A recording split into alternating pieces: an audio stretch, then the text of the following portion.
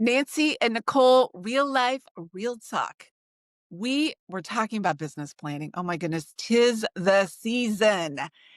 And if the thought of doing a business plan makes you break out in a cold sweat or think you might need a different career, you are in the right spot. Because Nancy and I are talking about our behind the scenes when it comes to business planning. Spoiler alert, it's not a lot because we're not so much in the business planning camp, but there are specific reasons why, and that's what we're talking about today. I talked about it as we were doing our planning. I love a good planner. I just love them. I have this one. They're I so bought it because I pretty. thought it's so pretty. And I spent like at least 5 minutes picking the color of the tabs for the month because For if I those get of you something who are pretty, listening to this, you just need to know Nicole is showing us her beautiful bind book with all the little colored tabs each one's of a a book different that how much color. have you used? None. And I think I've had it for 6 months. And I even bought the color coded markers to go with the color coded tabs because each tab's a different color. I think I bought the desert color series. So it's like, anyway, it's beautiful. I don't use it. So we'll talk about why and what I do instead to still get my business done. But Nancy, what's your I take on love it. business I planning? also have a book like that. I don't even have it here at my office. It's in a box somewhere, probably my home office. Yeah, I probably researched for 2 months, deep dive. It was probably like November, December when things were a little slower work-wise to find the perfect planner. And yeah, I think I used it for 2 weeks. So I get it that they are super awesome for some people. I think the variables are how does your brain work? For those of us who are a little on the neurodivergent world, some things are going to work for us that do not work for other people and vice Right. versa. But I also think where you are developmentally in your business may make a difference. Either that or that is one of the stories I've told myself, because this is all about the stories we tell ourselves, that I justify to not really fall very deep into the business planning. I have heard people say a lot that, if you don't have a business plan, you don't have a business, you have a hobby. I think people have been saying that probably forever. And so I've had a 20-year hobby that really does great for me. So I'm dying to ask you this, Nicole. Do you ever feel badly that you're not more of a business plan person, like that you don't have either the old school 3-ring binder, now an app or program or whatever? I know my story about that, but I'm wondering what sort of that history has been, because you and I both been doing this a long time, A and I long time. find it very curious that we are both in the camp of not so much business planner people. Yeah. 29 years in, I am super comfortable with my lack of business planning. I plan. We're going to talk about that in the episode. But for many, many years, because really, and it's again, 'tis the season, all the business planning classes are out there. You can sign up for so many. And really the approach is the thicker the binder, the longer the list, the more detailed, the better. And Yeah. I'm going to say I tried it for years, meaning I would do the plan, half the stuff, especially when it gets to the know your numbers part. If I filled it in, I probably made up the numbers because that's just not how I roll, the super detaily part when it comes to that. I love But it. it shut me down every single time from the standpoint, like I define a traditional business plan as you set your goal. And then in real estate, then it's all about the breakdown. What's your average price point? What's your average fee? Do you do more buyers? Do you do more sellers? What time of year? Where did your business come from? All the things. And the only thing that makes me do from the moment that business plan is done is feel like a failure because Could not then agree it's, with you more. Yep. yeah, because then I'm gauging everything on, am I on track with my plan? My plan said I was supposed to sell a certain number of houses in January. What if that didn't happen? Like, do I need do I need to go apply for a job somewhere else? I don't know how to do a resume. I'm going to have to suck this up. I've got 11 months. Maybe I can pull it together. Or I get a new transaction and it's not a seller. It's actually a buyer, but that's not on my plan or the price, all the things. Like I'm always gauging myself against that plan. And I know for me, again, for me specifically, that does not work. How about you? Similar. When I first started in real estate, I was part of a team and there was a lot of structure.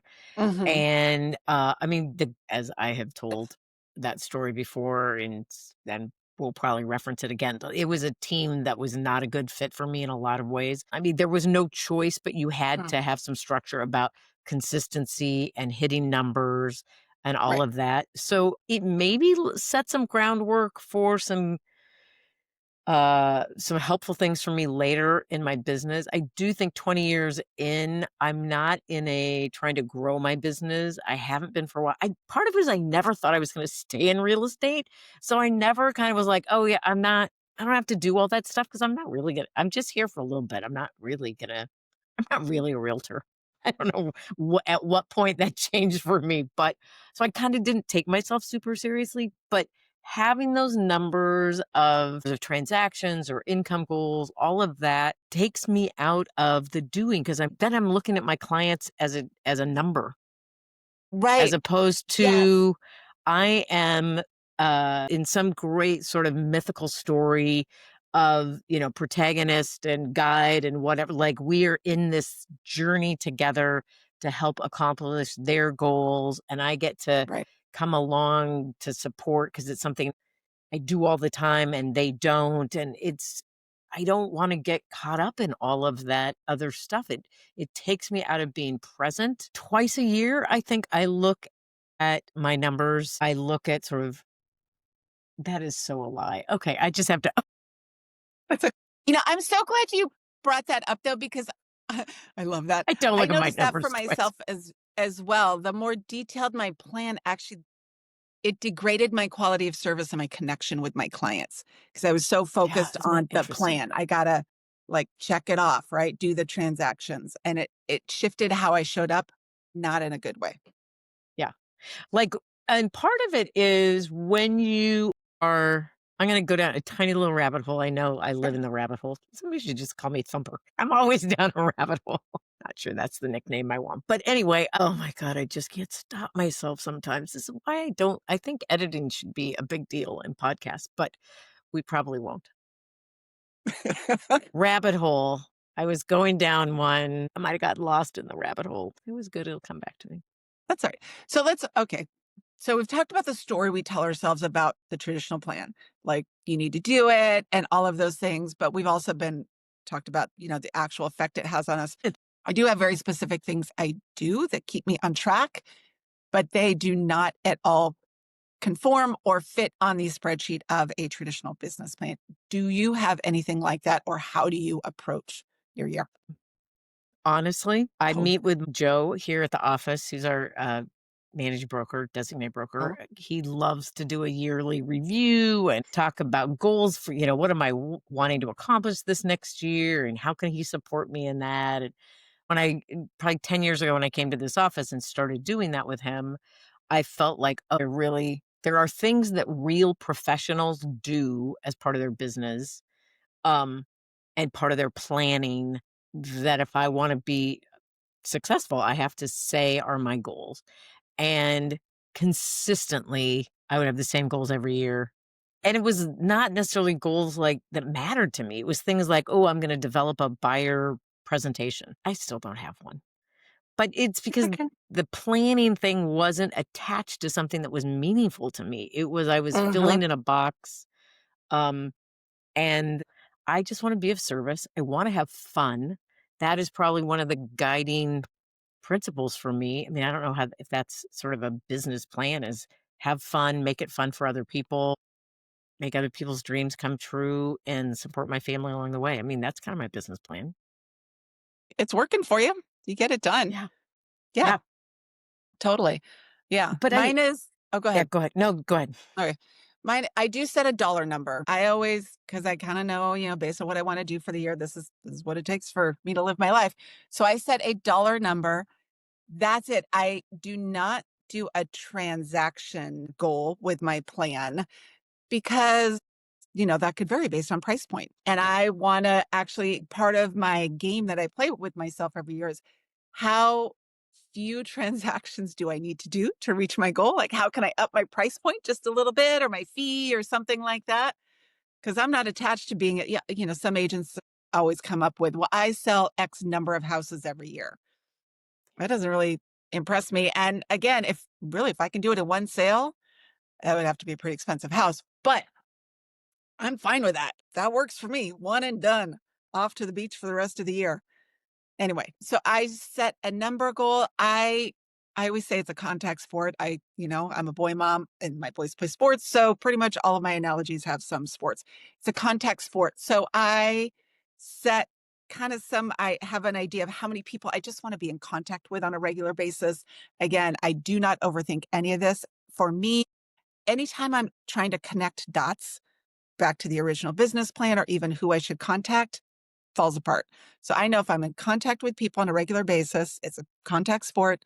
I've got my number. And then, because I'm the energy person, I meditate my way to my goal.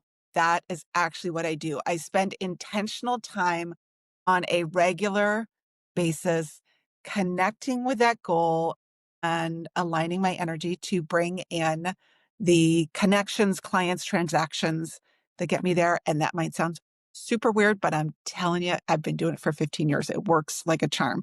That works better for me than any checklisty binder. Go Yeah. ahead. Well, and I have to say, since you started doing coaching, really coming out of the closet in around Yes. your energy work, I felt so validated because for me, probably the one thing I do is an annual number and not focused on the how. Hmm. I used to probably not talk about that stuff as much because it felt very woo-woo-y. But as I have learned more about quantum mechanics and quantum physics, it's like there's like such hard science about why that works. Yeah. And I'm always fascinated that people think working harder, I mean, you can get there by just working harder. Right. I know that's not sort of the topic we're talking about right now, but I do think that I love that that has worked for you and that you have been teaching me about that. I have gotten to be, in your masterminds and all that other stuff because it is just it's a more fun way to do So much more business fun. too. Yeah. Yeah, and I admittedly had to unlearn the work harder part because that's how we started. I mean, I think Yeah. that's how all of us do. And then you get to the point either you can't work harder or you don't want, think life Yeah. happens and working harder is no longer an option for various reasons. Yeah.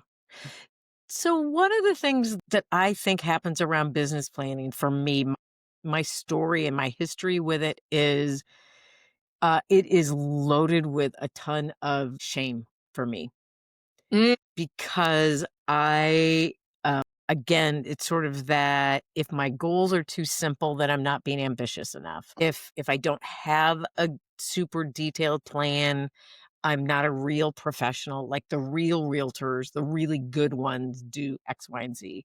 And mm, even the fact that there's all of that research out there that says people who write stuff down and track things are more successful. mhm, And it's like, well, it's kind of like exercise. If you know exercise is good for you, then why don't we do it? Or, whatever, fill in the blank of the floss every day. Like, why don't I floss every day? I know it's better for my teeth. Why don't I track the thing so I can measure it so I can know what's working or not? And, but I know how my brain works. I know all those other things. And I don't know if it's that there are systems or hiring somebody else or what it is, but I think I just want to acknowledge that having some of those external shoulds, if it is not how you operate. I mean, if you're struggling in your business and you're not doing some of those right. things, it would be helpful to find a coach who can help you figure out not to try and shove some like square peg into a round hole to that isn't going to be you because if it doesn't come with some sense of ease and flow and fit on day 1, it is definitely not going to serve you on day 100. But I think if you are finding that you're doing okay and you're content and you're Hmm. not doing some sort of traditional business planning, maybe that's okay. But I I think love. finding the thing that works for you as opposed to trying to impose, because I think you and I are both saying Hmm. is we have some clarity about what those intentions are. That's part of that planning thing. And that Hmm. we both have some variation of consistency. For you, you are so focused on, as you say, it's a contact sport. And for me, that is a lot through social media stuff, in case Right. people haven't followed me on social media. But also figuring out, like, I don't think either of us are those people who want to be doing 100 deals a year. Not even close. Like, it was amazing early on when I realized, oh, other people grow their business by doing more deals. And I was like, I'm grinding and running as fast as I can. Like, I don't want to do that. So Yeah. how do I make this work for me? Yeah. I love where you went with that. Thank you. Because I think that's important to acknowledge.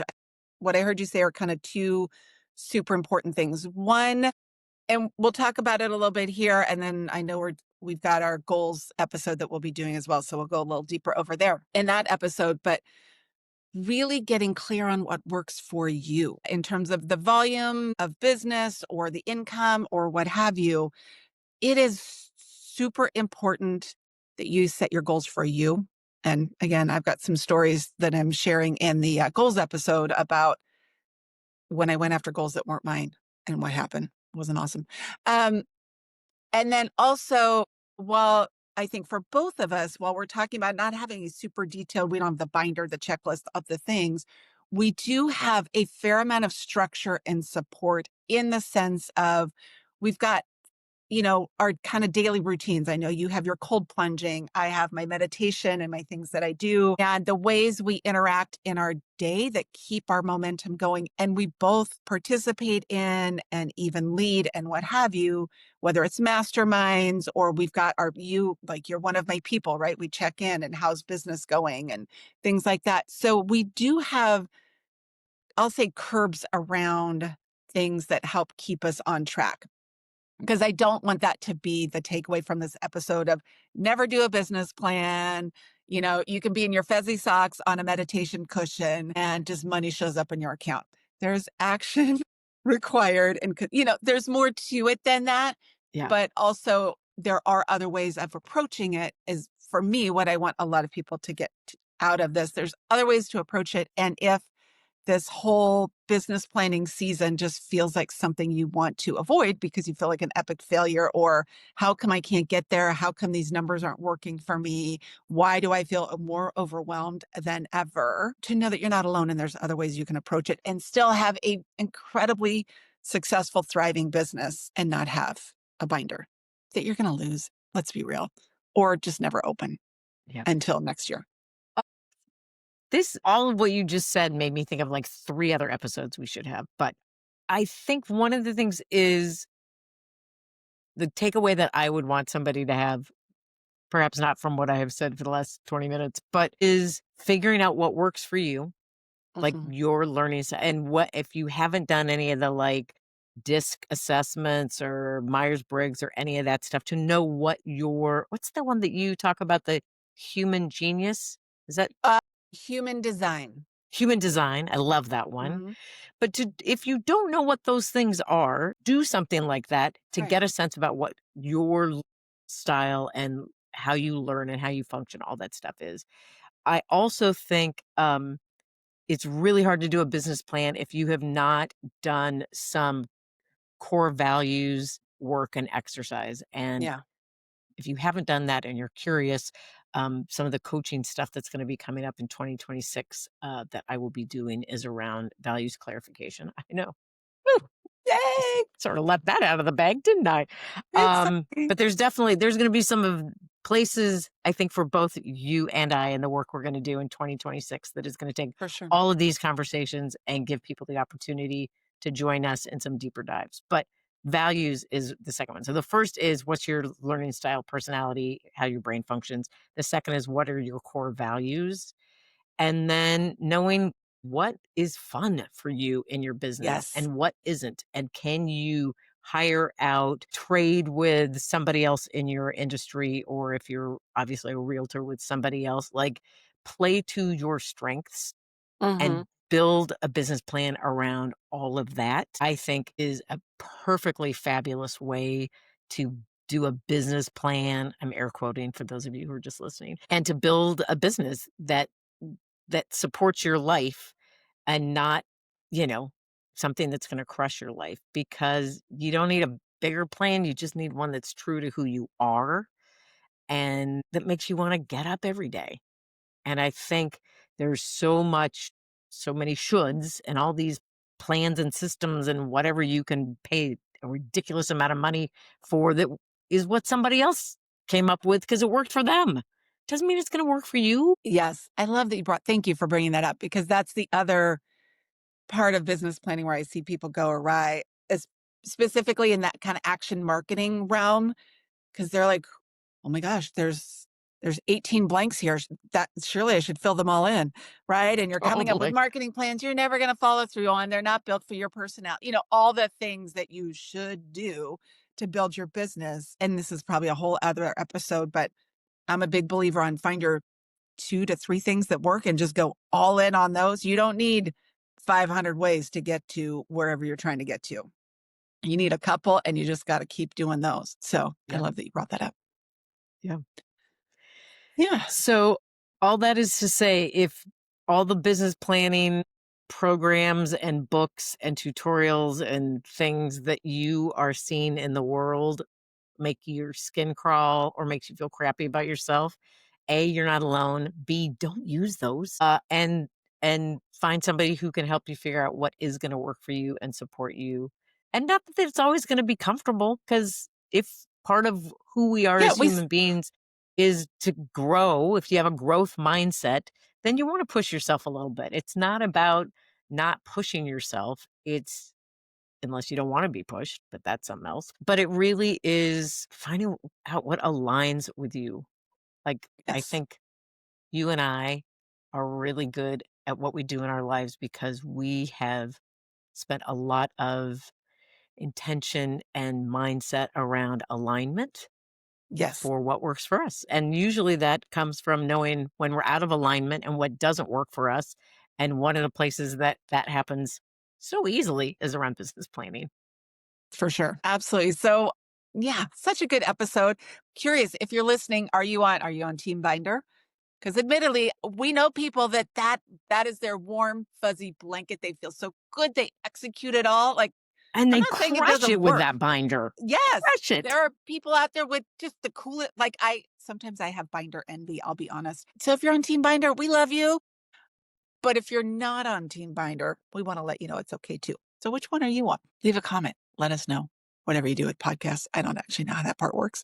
But we do want you to like and subscribe and share and tell us Yes, what else you want to hear us be talking about, because yes, we're making these all the up as we things. go. Ooh, and leave us a review because I think those are Oh, good yeah, too. we need reviews too. Thank All right. you. Thanks. Bye. See you on the flip side. All right.